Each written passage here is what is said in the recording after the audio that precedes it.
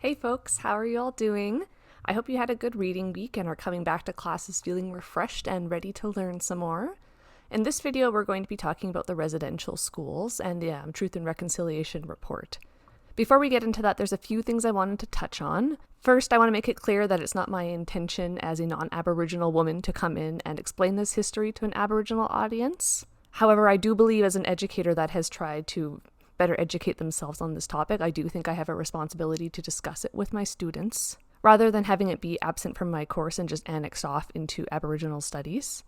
Second, in this video, we will be talking about abuse, including physical and sexual abuse. So if this is something that's going to upset you, I will include some timestamps down below in the description so you can skip over those parts. As a reminder for all University of Ottawa students, you do have access to free telecounseling through the university. So if this is something that really upsets you or it triggers something, please do reach out to them. But if you can, I do encourage you to sit in this discomfort as we discuss this important issue. And the third thing has to do with language. So at times I am going to be using the word Indian, even though that is not the proper term when we're talking about Aboriginal or Indigenous people.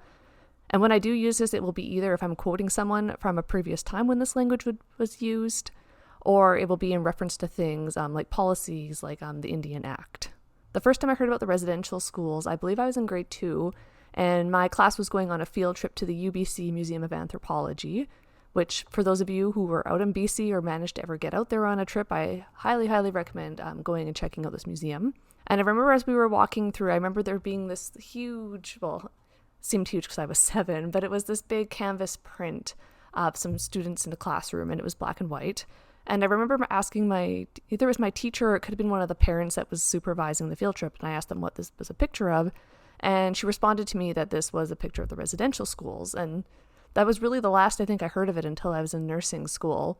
And we did learn about Aboriginal groups when I went through, especially like my high school education. But for most of this, we talked about the Haida, who are from northwestern BC, which is not the area I'm from. But until I was an adult, I thought that I came from the Haida's traditional territory. It turns out I come from the area where the Stolo Nation is from. But I didn't know that until I was an adult, which is a real failing of our educational system. And the next time I remember ever hearing about the residential schools was when I was in nursing school, where we did talk about this at great length through most of our curriculum, and then especially when I did my community health course in 4th year, I believe 1st semester. And as part of that, we had classroom portion where we talked a lot about these issues, and then we also had practicum placements within the community. And for my community health practicum placement, I was placed for a semester with a First Nation working as a community health nurse. And many of my patients were survivors of the residential school system, and the legacy of the residential schools was something that I witnessed firsthand.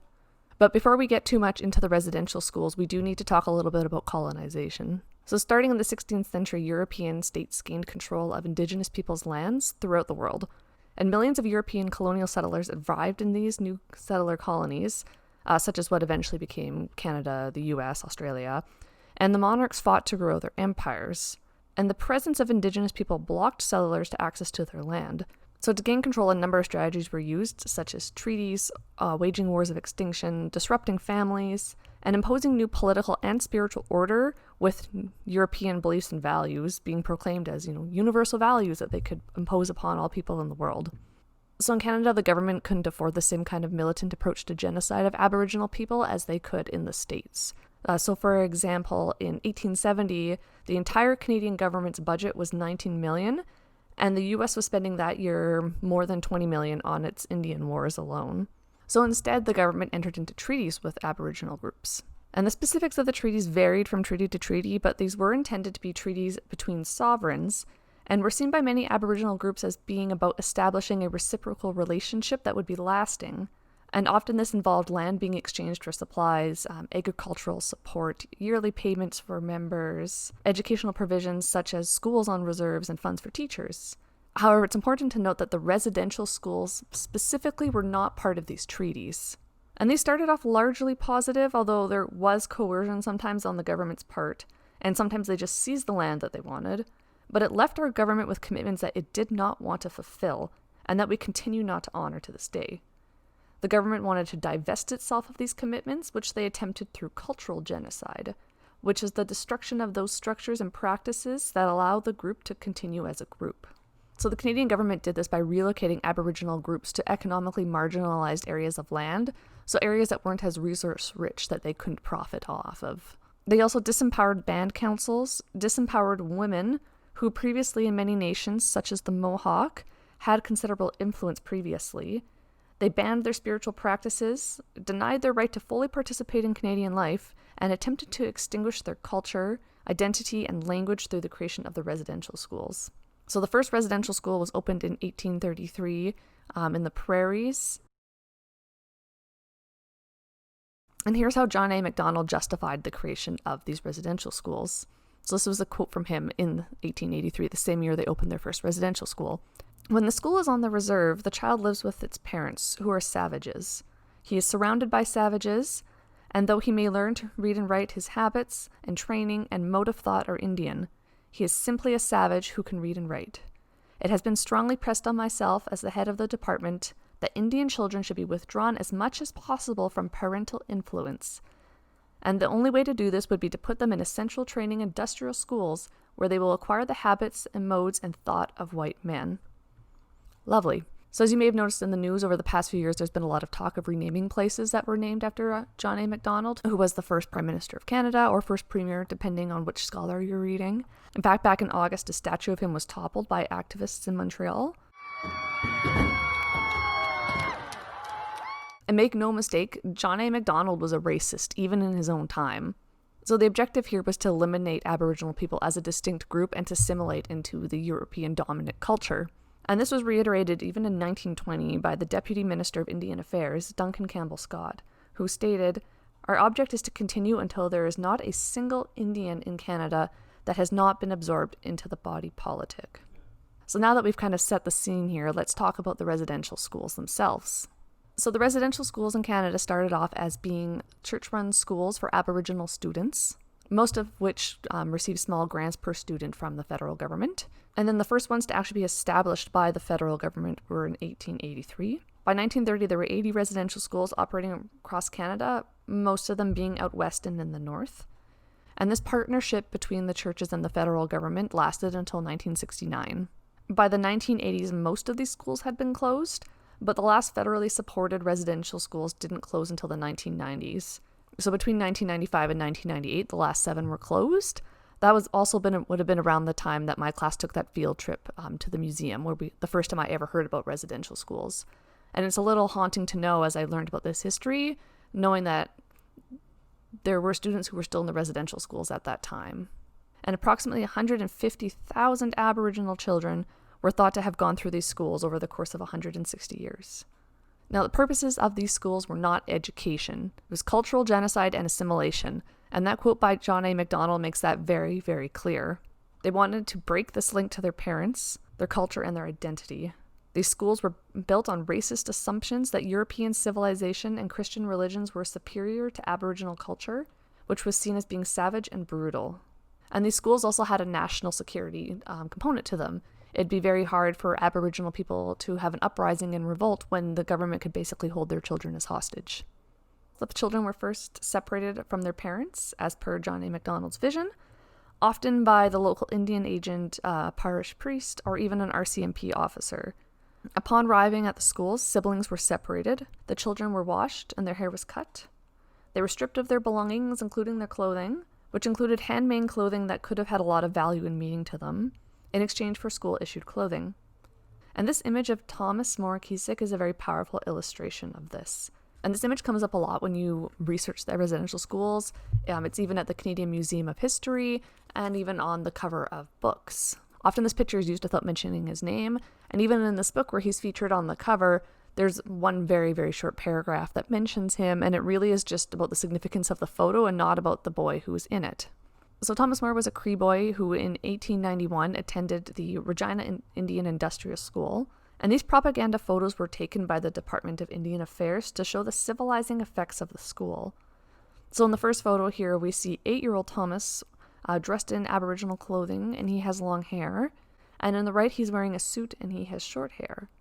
In the first photo, he appears to be outside, and in the second, nature has been cultivated and is restricted to a potted plant.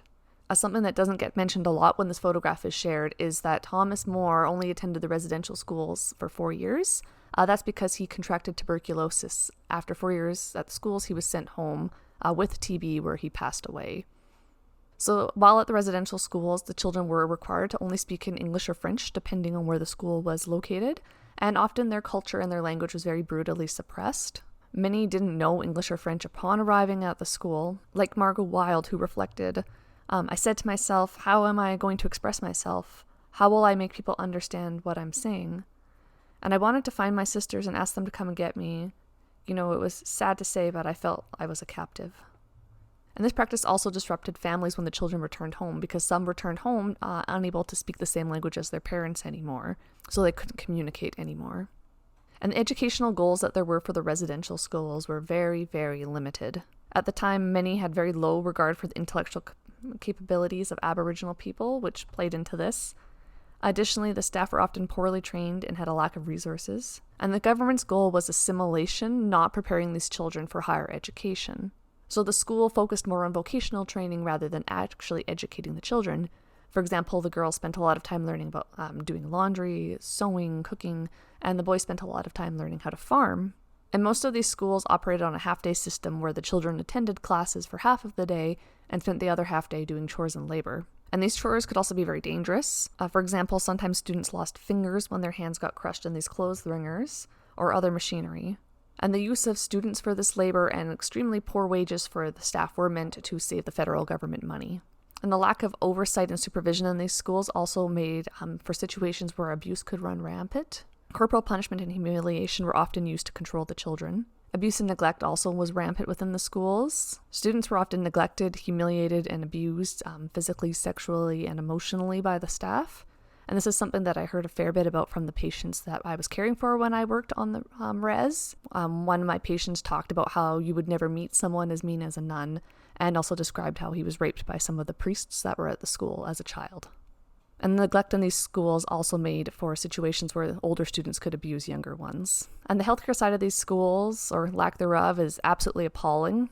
Historically, poor sanitation, hygiene, and living conditions were thought to be the natural predisposition of Aboriginal people rather than a result of the conditions that settlers forced on them. And this line of reasoning was used to really justify the residential schools because they could say that they were saving the children from these conditions. However, more often than not, the schools actually endangered the students through malnutrition, abuse, overwork, and disease. The buildings were poorly constructed and overcrowded, and this combined with poor diets and just often not enough food allowed diseases to spread rampantly. Many of the schools didn't have proper facilities to treat ill students, and the students died in tragically high numbers. The mortality rate in the schools is thought to be between 2 to 4.9 times higher than in general school-age population at the time. And there continues to be ongoing health disparities within Aboriginal groups. For example, TB rates are higher amongst some Aboriginal groups than within the general population. And visits from the dentist was actually something I heard more about as a nurse. Most of my patients just said that visits from doctors weren't really non-existent. And there are reports within the Truth and Reconciliation report where they talk about how a lot of dental work was done without any sort of painkiller or anesthetic, which did exist at the time. One of my patients, who we'll call John, described to me how the dentist, if the person even was a dentist, had a practice of just extracting teeth and giving children dentures. I don't know if that was, instead of doing a filling, they would extract them, or if he just extract teeth as willy-nilly because it was cheaper than giving them actual dental care. But this was commonly practiced enough that this patient, John, who at the time was a child, pulled out all of his own teeth with pliers, so his teeth would be extracted on his own terms and not the dentist's. And as I mentioned before, the children died in higher rates than at other schools, and those who did die were often buried in mass and unmarked graves. And there are some parents who never found out what happened to their children or where they're buried. And John described to me how in one of his classes, his friend, who was unwell but was something seemingly minor, was pulled from class to go to the infirmary, and after a couple of days, his friend passed away, and the teachers had John bury his friend behind the school at nighttime while the staff looked on. And John did eventually escape. He was able to swim to safety as a teenager, and he told me that it was a very difficult swim. You had to be a very strong swimmer. You had to be very aware of the tides to do this swim, and while he made it, some of the boys that he left with drowned in their escape. Now, as you explore this history, you will notice that not everyone's description of their experience is negative. There are some positive stories that came out of the residential schools. However, that does not change the fact that they are extremely problematic, to say the least. This doesn't change the fact that the underlying policies that put the residential schools into motion are extremely racist. Now, fortunately, the Canadian government's policy goals of cultural genocide did fail, but they, however, have deeply damaged Aboriginal groups and their culture and their language. And we continue not to honor the treaties, but the Aboriginal people are still here and they have not surrendered their identity. But there have been long-term impacts of the residential schools. Like I said before, loss of language, loss of culture. The res where I was working, we had high incidences of alcoholism. Some of them described to me how they didn't really learn how to parent because they were taken away from their parents, and then they weren't shown love in parenting when they were in the residential school, so they didn't know how to be a parent themselves. Another one described to me how they didn't learn about finances and money. So when they did receive things like compensation for their trauma in the residential schools, which, by the way, wasn't very much. One of my patients said I think it was about $800 for everything he went through that the government gave him. And many of my patients described how that money went towards alcohol to help them cope with the trauma. And going forward, we are all called upon to commit to a process of reconciliation. And this, along with the history of the residential schools, is outlined in the final report of the Truth and Reconciliation Commission, or the TRC report, as I'll be calling it. So the TRC report was led by Commissioners Senator Murray Sinclair, Dr. Marie Wilson, and Chief Lilton Littlechild. And the investigation informing the TRC report was a combination of document analysis, as well as interviews with over 6,000 witnesses, and the resulting report is a 6-volume set of books: Honoring the Truth and Reconciling the Future, What We Have Learned, The Survivors Speak, The History Part 1, Origins to 1939, The History Part 2, 1939 to 2000, The Inuit and Northern Experience, The Métis Experience, Missing Children and Unmarked Burials, The Legacy, and Reconciliation. And an interim report was also published in 2012 called They Came for the Children. And you can read all of these online for free through the TRC website, which I'll link down below for you. I highly recommend you at least read the first summary report. And in the TRC report, they define reconciliation as developing mutually respectful relationships between Aboriginal and non-Aboriginal people in Canada. And in order for this to happen, there has to be an awareness of the past. There has to be an acknowledgement of the harm that has been inflicted, an atonement for the causes, and there needs to be action to change behavior. And the TRC report argues that while we must acknowledge and address the legacy of these schools, we also need to actively work to abandon such paternalistic and racist policies, and we need to engage in a reconciliation between Aboriginal and non-Aboriginal people. And reconciliation is not about closing a sad chapter of Canada's past, but about opening new healing pathways of reconciliation that are forged in truth and justice. And this is a conversation that can make some people very uncomfortable, which Paula Reagan describes at length in the book Unsettling the Settler Within. The author posits this is because in Canada we have this benevolent peacemaker myth. So the idea of Canadians being stereotyped as, being very polite and very peaceful, saying I'm sorry all the time. And this honest truth of Canadian history really disrupts this myth. However, for transformational change, like talked about in Paulo Freire's Pedagogy of the Oppressed, we need to talk about this, and denial and guilt are barriers to making the kind of progress that we need to see in this area. And to me, this TRC report is an example of pedagogy of the oppressed in action. And those of us who are in the position of being the oppressor or the settler, whatever word you want to use for it, really need to do our part by listening and really critically reflecting on our own actions and our own complicity in this oppression. And a good place to start, I would argue, would be reading this book. The TRC report also includes 94 calls to action, and while many of these are more directed towards government at the federal, provincial, and municipal level, there are things that we can take from this as educators. So for one, we need to teach this history in a way that fosters mutual respect, empathy, and engagement. So in short, we need to teach this honest history of Canada. Our curriculum should cover the residential schools, the treaties, and Aboriginal people's historical and contemporary contributions to Canada in an age-appropriate manner. And it should be developed in collaboration with survivors, Aboriginal peoples, and educators. And we should also enable Aboriginal parents to fully participate in the education of their children. And there are also some very specific calls here in the TRC report for health professions education. So the TRC report calls upon us to recognize the value of Aboriginal healing practices and use them in the treatment of Aboriginal patients in collaboration with Aboriginal healers and elders when requested by Aboriginal patients. Furthermore, they say that our students should be taking a course dealing with Aboriginal health issues, their rights in the treaties, teachings and practices, and the history and legacy of the residential schools. And while not everyone may be in a position where they can just implement this kind of curriculum, this is certainly something that we can advocate for as educators. And I think I'm going to leave this here. I might do another one talking more about the segregated Indian hospitals, because it's not really discussed in the TRC report, but I think if we're to move forward in a spirit of reconciliation, for those of us who work in healthcare, understanding specifically what this history is within the healthcare setting is very important. But in the meantime, if you have any questions about any of this, whether it be the TRC report or the residential schools or where you can read more about this, let me know. I will put some links down below to some helpful resources for you, but I hope you found this introduction helpful. And as always, I will see you all online. Bye.